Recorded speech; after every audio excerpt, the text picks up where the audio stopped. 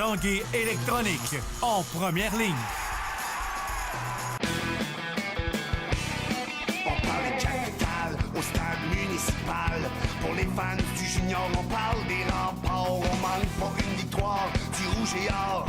À l'esprit sportif, on aime le sport. Salut et bienvenue à l'Esprit sportif. Aujourd'hui à l'émission, on vous parle de baseball. On vous présente un portrait complet de l'édition 2015 des Capitales de Québec un peu plus tard dans l'émission. Mais tout d'abord, on est au Club Avantage. Parlons de tennis. L'Université Laval a désormais son club de tennis officiel, des étudiants athlètes d'élite en tennis qui seront désormais affiliés à l'Université Laval. Pour nous parler du club, j'ai rencontré quelques athlètes ainsi que l'entraîneur-chef Jacques Bordelot.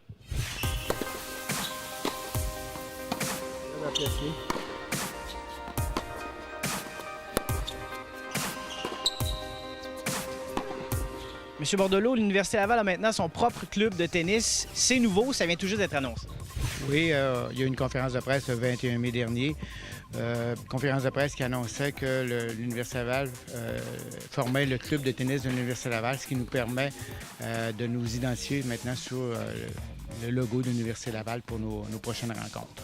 Les athlètes qui font partie de ce club évoluaient dans quel circuit avant, comment on l'appelait? Ils évoluaient dans le circuit universitaire québécois. Okay. Et on était reconnus sous le nom de l'équipe universitaire de la capitale. Mais étant donné qu'on va aller au championnat canadien à partir de maintenant, on s'identifie au club de tennis de l'Université Laval.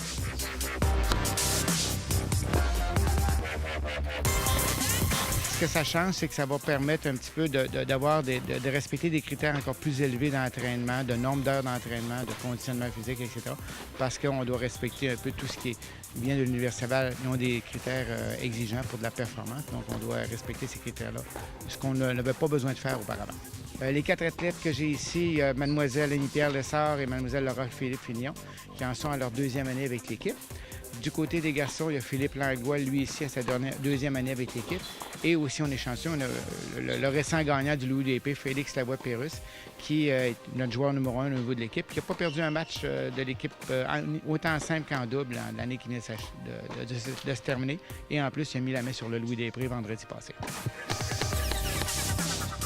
C'est une bonne nouvelle pour les étudiants athlètes d'être maintenant affiliés à l'Université Laval? Oui, bien, ça nous donne une certaine reconnaissance, puis ça fait parler un peu de nous autres aussi, donc ça va être plus facile de se faire reconnaître, peut-être d'avoir du monde à nos matchs. Donc c'est vraiment quelque chose auquel on peut être fier et on a hâte de défendre les couleurs de l'université.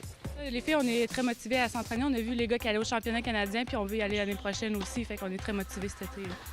Le calendrier ne changera pas, ça va juste être un peu les conditions qui vont changer. Notre saison est plutôt dans le mois de janvier à avril.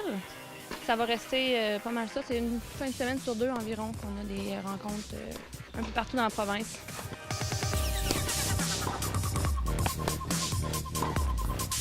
Le circuit universitaire, c'est surtout de janvier à aller jusqu'à la fin de mars, début avril. Maintenant, c'est plus un programme annuel, c'est-à-dire que à l'automne, on va avoir des parties hors concours à aller jouer à l'extérieur. L'été, il va y avoir des entraînements qui vont se poursuivre avec l'équipe, toujours avec une période de repos pour qu'ils se reposent un petit peu. Donc, c'est vraiment plus un programme annuel que ce qu'on avait auparavant.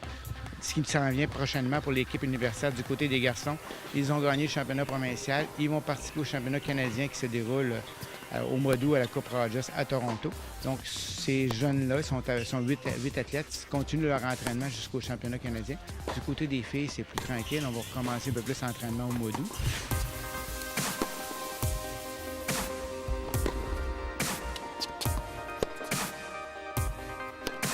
Le calibre de tennis féminin à votre niveau, comment ça se porte au Québec? Bien, sincèrement, moi, ça fait 2 ans que je suis dans l'équipe. La première année, c'était plus faible. Cette année, ça s'est vraiment relevé, là.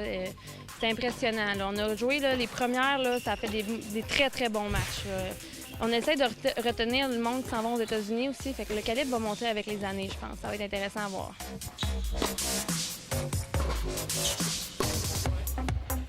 Comment se porte ta saison jusqu'à maintenant? Ça va bien, on s'entraîne beaucoup. On s'est entraîné, on a eu une belle saison de tennis. On a gagné les Québécois, donc c'était un bel exploit pour notre équipe. On est vraiment satisfait de ça. Mon tennis, c'est sûr qu'en autant que je peux contribuer au succès de l'équipe, je suis satisfait. Une belle victoire pour toi au Louis des Prix tout dernièrement? Oui, tout à fait. En fait, je dirais que j'ai joué un de mes meilleurs tennis. C'est sûr qu'il y avait beaucoup de membres de l'équipe dans le tournoi. Je pense qu'il avait tout autant de chances que moi de le gagner, mais je dirais que j'ai vraiment sorti une belle performance.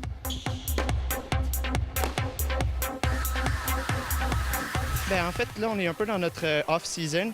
Dans le fond, on a arrêté de jouer entre les Québécois puis le Louis-des-Prés. Donc, le Louis-des-Prés nous a relancé un petit peu. Mais c'est sûr qu'on se remet à l'ouvrage dès l'été et on s'entraîne fort pour les Canadiens.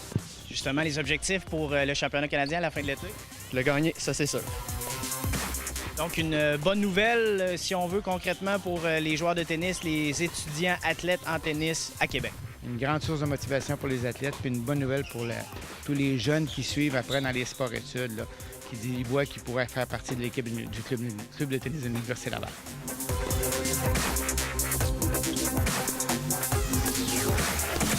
Une très bonne nouvelle pour les joueurs de tennis de Québec, un club affilié à l'Université Laval. Après la pause à l'Esprit sportif, les Capitales de Québec.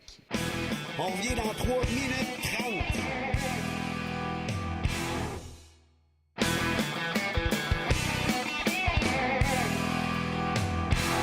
Au baseball, les Capitales de Québec débutaient leur saison à domicile la semaine dernière. On en a profité pour vous dresser un portrait complet de l'édition 2015. Tous les joueurs à surveiller avec notre chroniqueur baseball, François Paquette.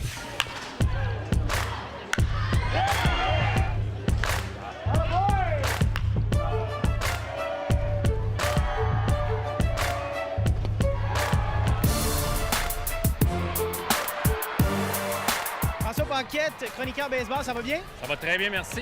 Encore une fois, bienvenue à l'Esprit sportif. Par rapport à la saison dernière des Capitales, on avait été un peu déçus. Oui, il n'y a pas de doute que pour tout le monde, autant les partisans que l'organisation, ça va être une saison très décevante.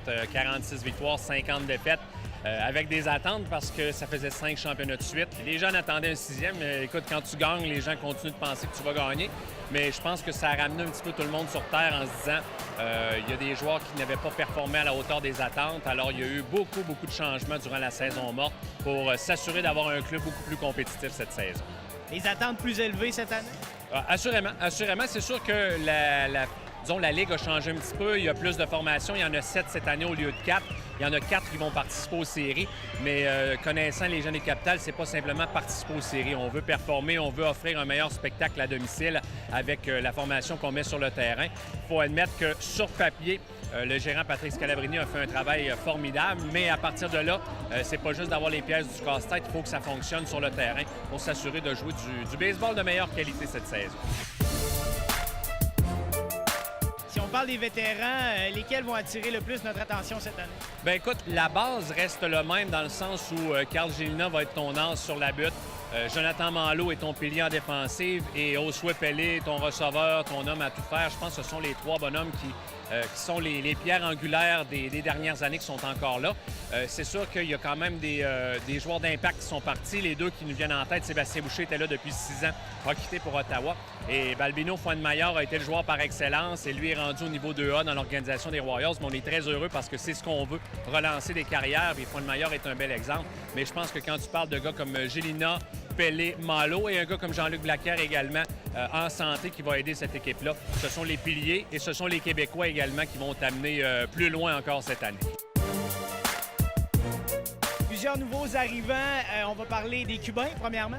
Oui, les Cubains, c'est vraiment la recette secrète des Capitales. On sait que l'année passée, Gouriel Youneski de son prénom était venu jouer, mais Gouriel est plus un 4e voltigeur. C'est pas un joueur d'impact. Mais les 3 nouveaux, Jordan Mandoulé est ton joueur d'arrêt court régulier. Mandoulé est un gars qui va frapper au 9e rang. C'est pas un frappeur exceptionnel, mais quand tu poses la question aux gens à Cuba qui est le meilleur joueur présentement d'arrêt court, c'est Mandoulé. Tout le monde sait Mandoulé, c'est le magicien, c'est le gars qui est très régulier en défense, qui est très constant.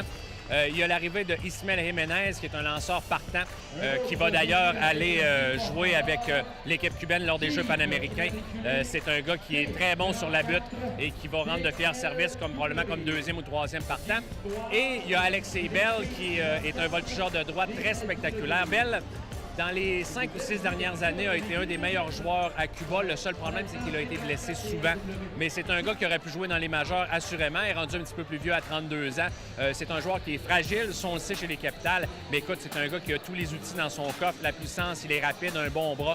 Et c'est un joueur qui va faire vibrer les gens au stade municipal. Il n'y a pas de doute là-dessus. Est-ce qu'il y a d'autres nouveaux arrivants qu'il faudrait souligner?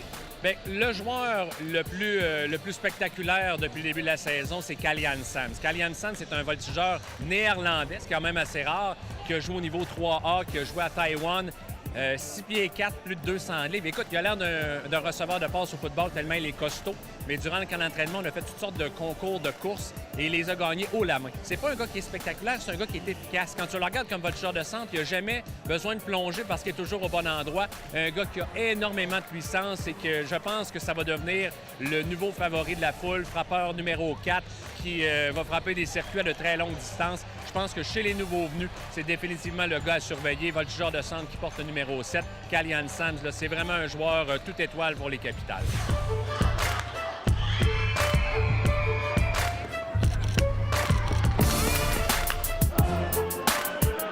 Première semaine de la saison régulière, qu'est-ce que les Capitales devront faire pour tout de suite s'assurer une position confortable, si on veut? Bien, écoute, moi, je pense que c'est simplement de la constance parce que tu commences avec un grand voyage dans le Midwest. C'est un voyage qui est toujours très difficile pour les équipes de la Ligue Can-Am. Tu veux de la constance, tu veux que les joueurs, puis je pense qu'il y a une question d'unité aussi, là, que les joueurs se rapprochent durant ce grand voyage-là. Et je pense que tu veux tout de suite que tes vétérans se placent comme les leaders, que tes meilleurs joueurs soient tes meilleurs joueurs dès les 10 premiers matchs de la saison. Et ça, je pense que c'est très important. On a changé beaucoup de choses en relève également parce que l'an passé, ça a été une des faiblesses chez les Capitales. Le 7e, 8e et 9e manche, c'était toujours compliqué pour les Capitales. Alors, je pense que dès le départ, tu veux prouver que tu as pris les bonnes décisions, que tu as amené les bonnes pièces du casse-tête. Mais Patrick Scalabrini dit souvent une chose, j'ai été très patient l'an passé et cette année, ça va être différent parce que si ça ne fonctionne pas très tôt en saison, tout de suite, on va appuyer sur la gâchette pour dire on effectue des changements. Mais je pense que sur papier, on a fait le travail et à moins qu'il y ait des blessures ou vraiment des grosses déceptions, je pense qu'on a pris les bonnes décisions et qu'on a une équipe certainement pour espérer retourner aux grands honneurs cette saison. En cyclisme sur route, ce matin s'amorçait la première étape du Tour de Beauce. C'est sur les rues de Saint-Georges que se sont élancés les cyclistes de haut niveau de partout sur la planète pour cette première étape de 5. Les cyclistes ont dû affronter la plus longue section du Tour pour un total de 186 km. Le Tour de Beauce sera de passage au centre-ville de Québec samedi en milieu de journée.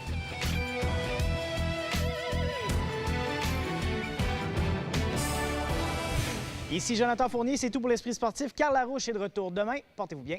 Ciao!